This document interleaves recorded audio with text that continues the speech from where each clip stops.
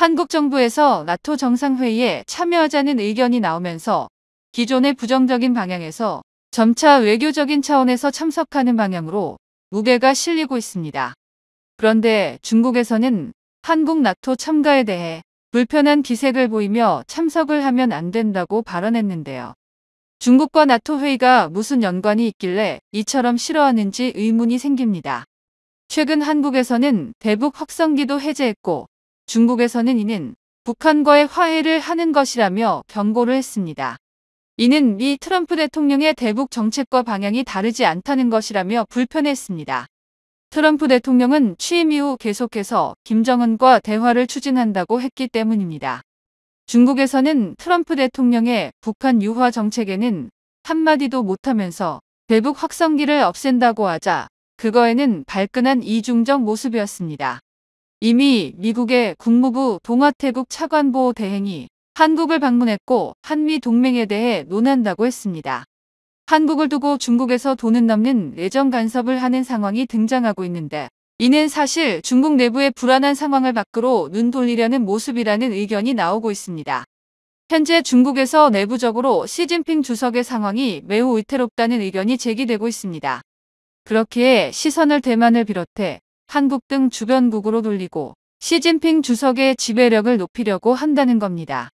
중국 소식통에 따르면 중국 부주석인 장유샤 중앙군사위원회 부주석이 군을 장악했다는 말이 나오며 겉보기에는 평온하지만 실제로는 내부 권력에 변화가 있다는 사안이 감지되고 있습니다.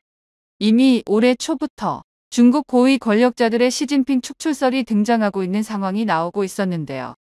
중국의 원로들은 시진핑에게 굴욕을 당하고 이제 시진핑을 두고 볼 수만은 없다는 것이 전반적인 분위기입니다. 그러다 보니 내부적인 위기 사안을 주변국으로 돌리려고 하면서 한국도 그 대상이 된다는 것입니다. 그러면서 시진핑이 일부러 한국이 나토 회의에 참석한다고 하자 크게 불만을 드러내고 있는 것입니다. 중국은 현재 불안한 중동 정세를 비롯해 한국마저 나토에 참석한다면 오히려 더 큰 혼란을 가져올 것이라며 국제 정세를 걱정하기도 했는데요. 하지만 국제기구 IMF 등에서는 중국을 향해 자칫 파산할 수 있다면서 심각한 우려를 하고 있는 상황입니다.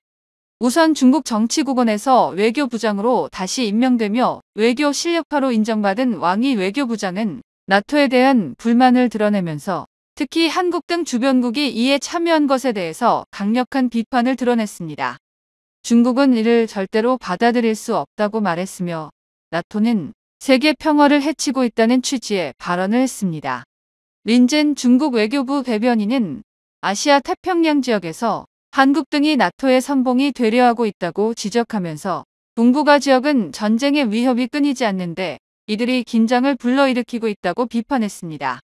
그러면서 중국은 최근 상하이 협력기구 정식 회원국이 된 벨라루스와 합동 군사훈련에 돌입했습니다.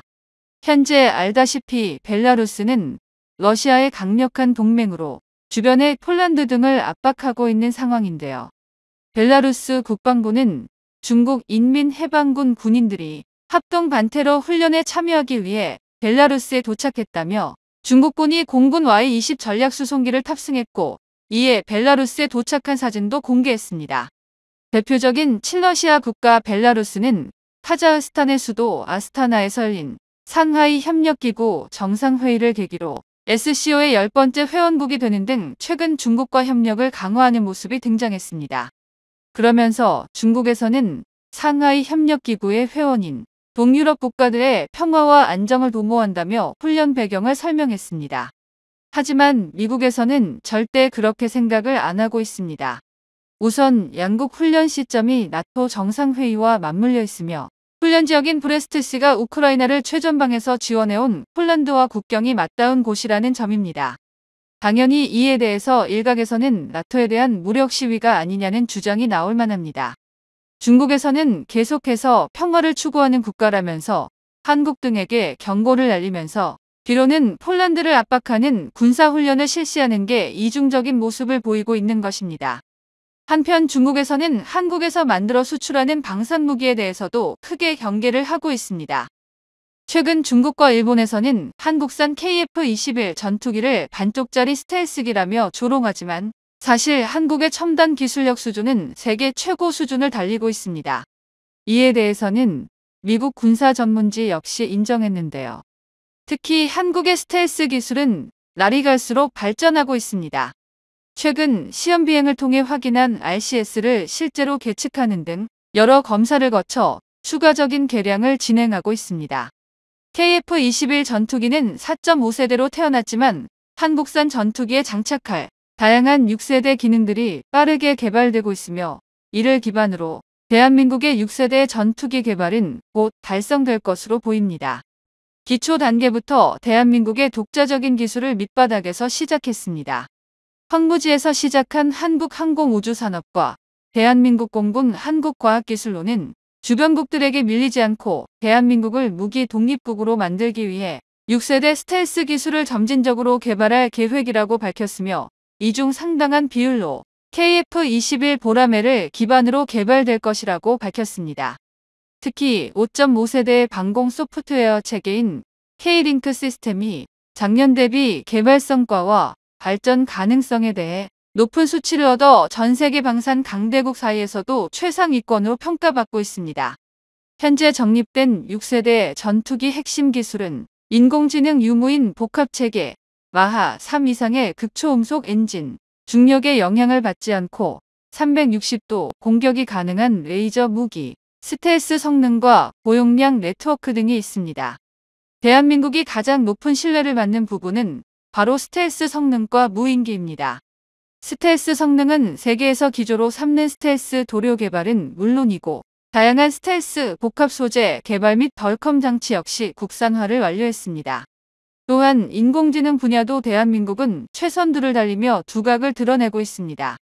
특히 우리 공군은 전투기 유무인 복합 체계와 레이저 무기를 장착하겠다는 청사진을 그린 상태입니다. 공군본부는 최근 유무인 전투 임무에서의 복합체계 임무 효과 분석 및 한국형 차세대 전투기 구축 방안 연구 영역을 발주했습니다. 전반적인 연구 내용을 살펴보자면 한반도 전쟁 환경에 최적화된 유무인 전투기 복합체계에 적합한 항공기 편성과 소요량을 도출해내는 것입니다. KF-21 전투기의 복저기는 무인기와 체계 연동을 하기 가장 적합한 기체로 개발되고 있는데요. 이를 조종하는 파일럿의 역량이 무엇보다 중요합니다. 대한민국 파일럿은 세계 어느 곳보다 뛰어나다고 찬사받고 있으며 대한민국은 자국산 훈련기를 사용하는 세계 5개국 중 하나로 꼽힙니다. 한국항공우주산업이 언급한 국산 개발 대상 과제명에는 또 한 번 파격적인 부분이 발견되었습니다. 바로 엔진 분야입니다. 대한민국은 현재 자국산 엔진을 빠르게 개발해내고 있으며 전투기용 램제트 엔진 개발의 가장 핵심적인 기술로 불리는 저바이패스 엔진과 공기터빈 블레이드, 엔진 진동 신호 변환기 등에 대해 한국항공우주산업과 한화에어로의 협력 개발이 돋보입니다. 항공기용 가스터빈 엔진 기술을 응용한 KF-21 전투기용 터보팬에 탑재되는 팬블레이드와 고압 압축기, 연소기 및 터빈 개발과 시험 설비 구축 및 운용을 통한 반복 성능 테스트로 KF-21 전투기 엔진의 안정성을 최우선적으로 확인하고 있습니다. 한국형 터보팬 프로젝트는 2030년까지 한국이 미국과 유럽 등 보편적인 제트 엔진에 적용되는 터빈 기술력을 우리 대한민국이 자국의 힘으로 보유하게 될 미래를 목격할 수 있을 것입니다. 그동안 대한민국은 자국산 전투기 없이 모든 무기를 미국에 의존하며 힘겨운 길을 걸어왔습니다. 세계는 대한민국의 도전을 비웃었지만 수많은 고난 속에서도 우리 기술진은 완벽하게 모든 것을 이루었습니다. KF-21 전투기는 1000소티가 넘는 시험 비행을 진행하며 스스로 성능을 증명해 나가고 있습니다. 세계 최초로 4.5세대 전투기로 시작해 6세대 전투기로 거듭나는 한국산 KF-21 보라매가 되기 위해 대한민국의 기술진들이 밤낮 없이 노력하며 성과를 일구어내고 있습니다. 한국의 첨단 기술력으로 인해 대한민국의 군사력은 계속해서 도약하고 있으며 이제는 미국의 뒷공무니까지 쫓아간 상태입니다. KF-21 전투기는 디지털 비행 제어 시스템을 적용한 첫 국산 전투기입니다. 시스템과 엔진 개발, 스텔스 성능 적용 등으로 한 단계 더 높은 전투기로 재탄생하게 될 것입니다. 대한민국의 국방력이 차츰 더 높아져 세계 강대국들과 당당하게 어깨를 나란히 할 수 있길 기대합니다. KF-21 전투기는 지금 이 순간에도 경이로운 속도로 시험 비행을 이어나가고 있습니다. 한국방위 산업만큼 격세지감이라는 단어가 어울리는 건 없습니다. 불과 10여 년 전만 하더라도 한국은 하나의 무기를 수출하기 위해 많은 공을 들이고 홍보활동을 이어왔는데요. 당시만 하더라도 한국 방산을 주목하는 나라는 그다지 많지 않았습니다. 하지만 시간이 흐른 지금 이제는 오히려 한국산 무기를 주도적으로 홍보해주는 든든한 파트너가 생겨나고 있습니다. 특히 이번에 개발하는 KF-21 전투기는 세계 탑급 수준의 무장체계를 갖추고 있기 때문에 세계 각국에서는 한국의 무장체계에 대한 열망이 강합니다. 하지만 한국이 이러한 무장체계를 갖추기 위해서는 수많은 시련이 있었습니다. 그 중에서도 국내 반대파의 성화가 엄청났습니다.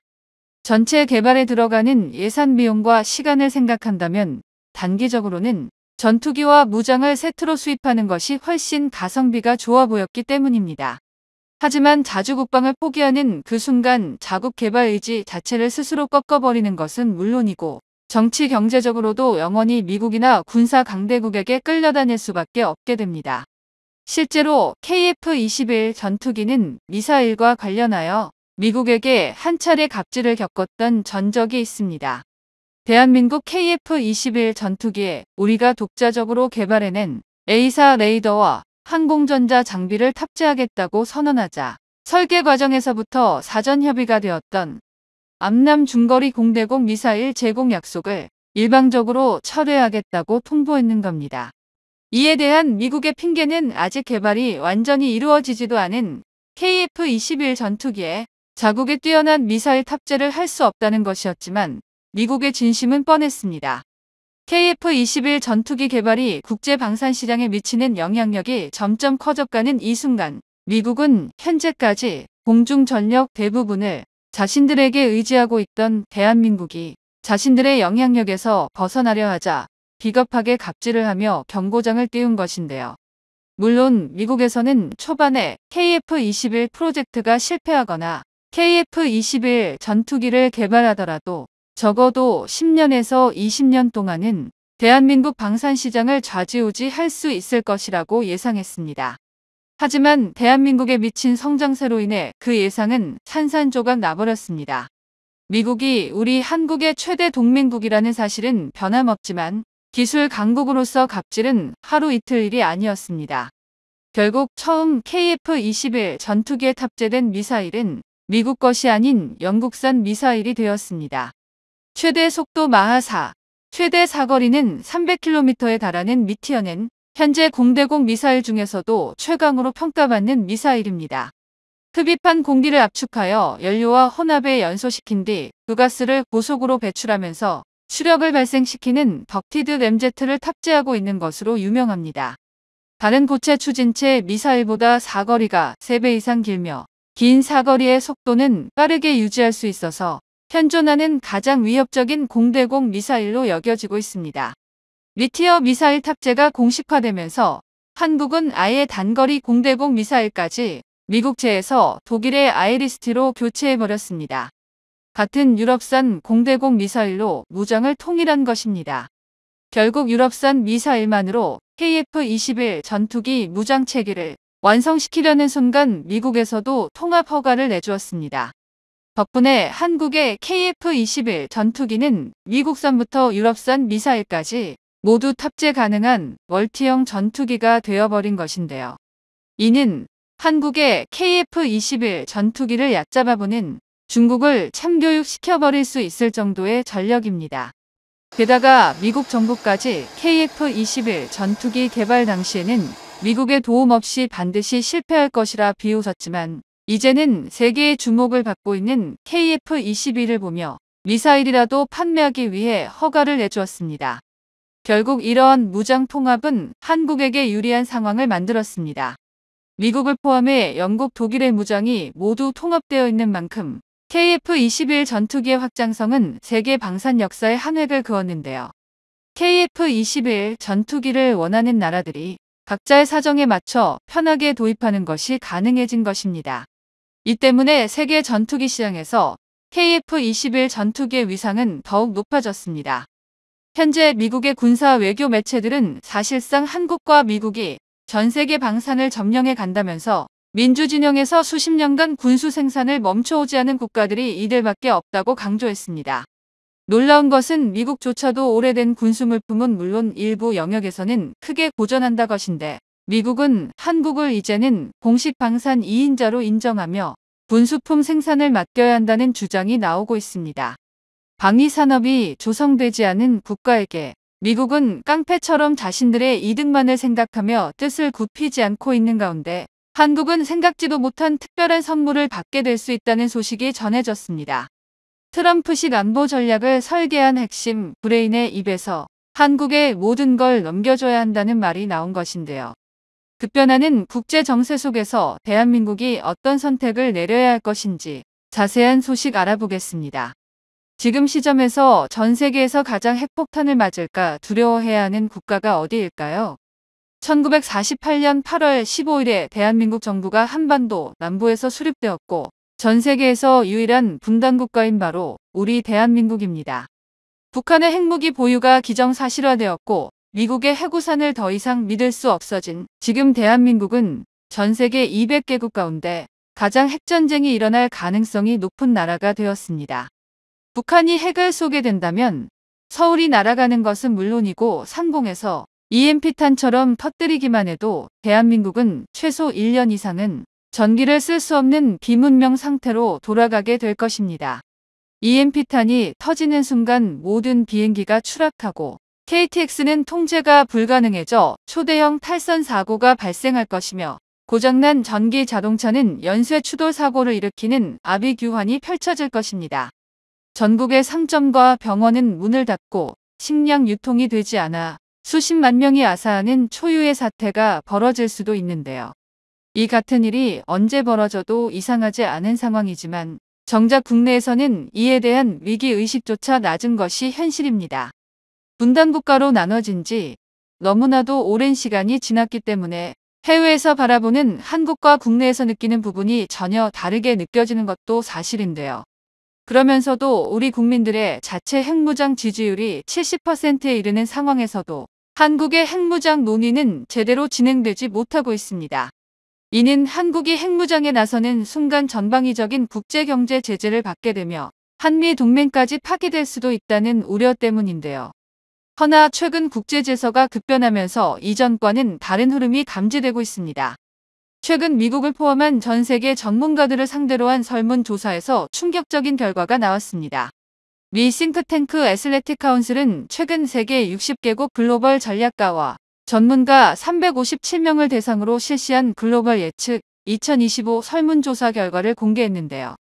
여기서 향후 10년 내 핵무기를 가질 가능성이 높은 국가를 묻는 질문에 한국이 40.2% 기록하며 전체 3위를 차지했습니다. 이는 불과 1년 전보다 14.8%나 급증한 수치인데요. 동시에 향후 10년 내로 북한이 핵무기를 쓸 것 같냐는 질문에는 24%가 그렇다고 답변하며 전년 대비 9%가 증가했습니다. 이번 설문조사 결과는 북한의 핵 위협이 더욱 구체화되었다는 것과 함께 국제 정세가 각자 도생의 시대로 흘러가고 있는 것이 반영된 결과라고 볼 수 있습니다. 트럼프 대통령의 재집권 한 달 만에 유럽을 비롯한 동맹국들이 미국의 안보를 의지하던 시대는 끝났다는 외신의 보도가 쏟아지고 있습니다. 특히 북대서양 조약기구 나토가 균열을 넘어 종말할 수 있다는 예측까지 나오고 있는데요. 트럼프 대통령이 유럽의 안보는 유럽이 책임지라고 압박을 가하자 유럽에서도 황급히 독자적인 방위 체제 구축을 모색하고 있습니다. 지난 11일에는 마크롱 프랑스 대통령이 유럽의 방위를 위해 미국의 해구산을 프랑스가 대신하는 방안을 논의하고 있다고 밝혔습니다. 마크롱 대통령은 나는 미국이 우리 편에 설 것이라고 믿고 싶지만 그렇지 않을 경우에도 대비해야 한다고 말했습니다. 이러한 상황 속에서 국내 학계에서도 한국의 핵무장은 불가피하다는 연구가 나왔는데요. 부산대학교 로버트 켈리 교수와 경희대 김민영 교수는 최근 한국이 핵무장을 해야 하는 이유라는 연구 논문을 발표했습니다. 이 논문은 국제학술지와 해외 주요 언론에도 소개되며 큰 화제가 되고 있는데 두 교수는 논문에서 미국의 확장 억제력이 신뢰성을 잃고 있다며 북한이 대륙간 탄도미사일을 통해 미국 본토를 직접 위협하면서 미국이 한국 방어에 적극 나서기 어려운 환경이 조성됐다고 전했습니다. 이에 따라 한국이 독자적 핵능력을 갖춰야 한다고 주장했습니다. 특히 미국이 한국의 핵무장에 반대하고 있지만 결국 이를 용인할 가능성이 높다고 분석했는데요. 연구진은 미국은 과거에도 동맹국들의 핵보유를 반대했지만 영국, 프랑스, 이스라엘, 인도, 파키스탄 등 전략적 이유로 용인한 사례가 있다며 한국도 예외가 아닐 것이라고 전망했습니다. 또한 핵 비확산 우려는 과장됐다며 한국이 핵을 보유하더라도 규모는 제한적일 것이며 한미 동맹이 파기될 가능성은 낮다고 분석하며 한국의 핵무기가 한미 동맹을 근본적으로 해칠 요소는 아니다라고 거듭 강조했습니다. 말 그대로 한국의 핵보유를 미국이 무조건적으로 반대하리라는 것은 잘못된 생각이라는 것인데요. 여기에 이 논문의 주장을 뒷받침하는 발언이 트럼프 측근을 통해 전해져 충격을 주고 있습니다. 한국같이 유능하고 의욕적인 동맹국의 힘을 실어주는 것이 트럼프 대통령의 외교 정책 비전입니다. 이는 트럼프 행정부에서 미국 국방부 전략 군비통제 담당 차관보를 역임했던 인물이자 트럼프의 안보 전략 수립의 핵심적 역할을 한 엘브리지 콜비의 입에서 나온 말인데요. 4기 미국 국방부 정책차관 후보자인 엘브리지 콜비는 상원 군사위원회 서면 답변서에서 한국 전시작전 통제권 문제에 대해 이렇게 밝혔습니다. 또한 콜비는 궁극적으로 전시작전 통제권을 한국에 넘겨줘야 한다. 중국과 북한이 핵무기를 계속 늘리고 있는 상황에서 한국과의 전략적 협력을 확대하기 위한 추가 옵션을 검토해야 한다고 밝혔는데 이는 곧 미국이 한국의 핵무장을 전략적 선택지로 고려하고 있다는 것을 시사하고 있습니다. 콜비는 이전부터 한국 핵무장을 중국의 아시아 지배를 막기 위한 궁극적인 선택지로 고려해야 한다고 주장해왔던 인물입니다.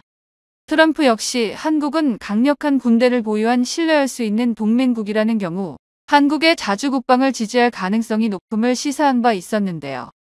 사실 트럼프가 그리는 안보 관점에서 한국만큼 믿을 수 있는 동맹국도 없습니다.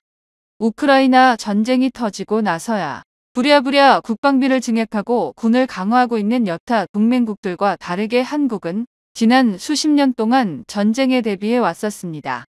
세계에서 손꼽히는 대규모 군대를 운영하고 있으며 미국 방산의 최대 고객이자 신흥 방산 강국으로 최첨단 무기들을 대량으로 보유하고 있습니다. 콜비 전 부차관보는 한국을 두고 동맹국 중에서 스타라고 표현하며 심지어 G7에서 캐나다를 한국으로 대체해야 한다고 주장하기도 했었습니다. 그리고 아시다시피 트럼프 대통령은 전통적인 정치인이기보다는 철저히 사업가적인 마인드로 움직이는 인물입니다. 그는 국제관계에서도 이념이나 전통적인 외교 논리보다 이것이 미국의 이득이 되는가라는 경제적 논리를 들이밀며 유럽과 우크라이나, 한국 등 동맹국들을 뒤흔들어 왔습니다. 하지만 이러한 논리를 한국에 적용해 본다면 한국이 자체 핵무장을 추진하는 것이 미국에도 실익이 된다면 트럼프가 이를 반대할 이유는 없다는 말이 됩니다. 미국의 보호 아래 안주하는 것이 아니라 한국 스스로 핵을 보유하고 군사력을 강화해 독자적인 억제력을 갖춘다면 오히려 미국과 더욱 대등한 관계를 맺으며 실질적인 안보를 확보할 수 있다는 것이죠.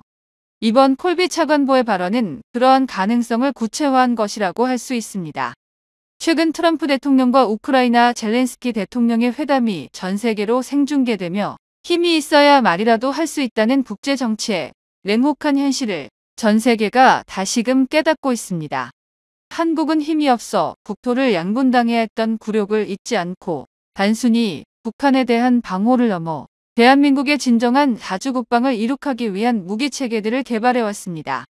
대표적인 무기가 바로 현무 미사일 체계인데요.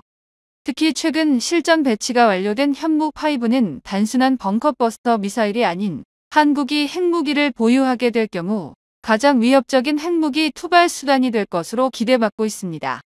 현무5는 9톤에 달하는 고중량 탄두를 탑재한 사거리 800km의 미사일이지만 탄두를 핵탄두로 교체한다면 사거리를 5,500km까지 늘려 대륙간 탄도미사일로 활용하는 것이 가능해집니다. 이는 북한은 물론이고 중국 전 대륙을 사거리 안에 둘 수 있음을 의미합니다. 여기에 현재 한국 해군에서 전력화를 진행하고 있는 최신형 잠수함 장보고3 배치2의 경우 기존 SLBM보다 중량이 2배 늘어난 신형 SLBM 위한 수직 발사관이 탑재될 예정인데요. 전문가들은 이것이 향후 핵탄두를 탑재할 수 있는 진정한 SLBM을 운용하기 위한 밑작업이라 예상하고 있습니다.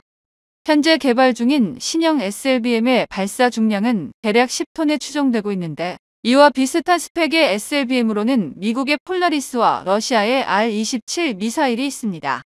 신형 SLBM과 가장 크기가 유사한 폴라리스는 사거리가 4,600km에 육박하며 1톤급 핵탄두나 3기의 다탄두 MIRB를 탑재 가능하죠. 이는 단 한 발로 북한 김정은 정권을 끝내버릴 수 있을 뿐만 아니라 중국과 러시아를 상대로도 강력한 억지력으로 작용할 수 있습니다. 현재 대한민국은 세계에서도 손꼽히는 군사력을 보유하고 있음에도 독립적인 군사 강국으로 인정받지 못하고 있지만 지금 각종 미사일 체계를 통해 독자적인 핵 억지력을 보유하게 된다면 한국은 더 이상 외부의 결정에 휘둘리는 나라가 아닌 스스로의 운명을 개척하는 진정한 강대국으로 자리 잡을 수 있을 것입니다.